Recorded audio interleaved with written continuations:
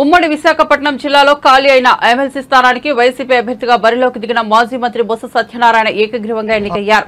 ఈ మేరకు జిల్లా కలెక్టర్ కార్యాలయంలో బొత్సకు రిటర్నింగ్ అధికారి ధృవీకరణ పత్రాన్ని అందజేశారు. దీంతో మాజీ మంత్రి, మాజీ ఎమ్మెల్యే కాస్త ఎమ్మెల్సీ బొత్స అయ్యారు.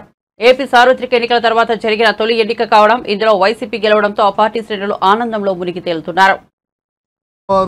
ఈ రాష్ట్రంలో ఉన్న మహిళా సోదరిమణులకి ప్రజలందరికీ కూడా వారు ఆశీస్సులిచ్చి సుఖంగా చల్లగా చూడాలని మరి వారిని ముందుగా నేను ప్రార్థించుకుంటూ మరి మన జిల్లాలో జరిగిన స్థానిక సంస్థల ఎమ్మెల్సీ ఎన్నికల్లో పర్వం ఈ రోజుతో నాకు ఇప్పుడే జాయింట్ కలెక్టర్ గారు యునానిమస్గా ఎలక్ట్ అయ్యి సర్టిఫికేట్ ఇప్పుడు ఇవ్వడం జరిగింది.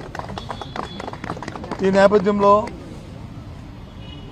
నాకు బీఫామ్ ఇచ్చి ఇక్కడ పోటీ చేయాలని మరి నిర్ణయించిన మా అధ్యక్షులు జగన్మోహన్ రెడ్డి గారికి, అలాగే జిల్లాలో ఉన్న అందరు ప్రజాప్రతినిధులు అందరికీ ఇవాళ ఈ కార్యక్రమంలో భాగస్వామి ప్రతి ఒక్కరికి కూడా మరి నేను వారందరికీ నా తాలూకా మరి ఆ కృతజ్ఞతలు తెలియజేసుకుంటూ, అదేవిధంగా ఇవాళ మరి యునానిమస్గా జరగడానికి సహకరించిన మరి చేసిన ఉన్న జిల్లాలో ఉన్న అన్ని రాజకీయ పక్షాలు ఉన్న ప్రజాప్రతినిధులందరికీ కూడా ఈ నేపథ్యంలో అందరికీ కూడా మరి ఏ విధంగా అయితే ఈ జిల్లాలో దీన్ని చేసుకున్నామో అదే రీతిగా రాబోయే కాలంలో కూడా ఈ జిల్లా అభివృద్ధిలో అందరం కూడా ఒకే బాటగా జిల్లా అభివృద్ధి ధ్యేయంగా అందరూ పనిచేయాలని చేస్తారని ఆశిస్తూ సెలవు. Thank you.